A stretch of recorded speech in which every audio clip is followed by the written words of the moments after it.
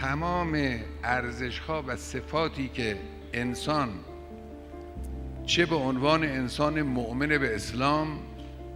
چه به عنوان انسان مؤمن به هر دینی و چه به عنوان انسان بی اعتقاد به هر دینی، هر جور انسانی این ارزش‌ها رو احترام میگذاره و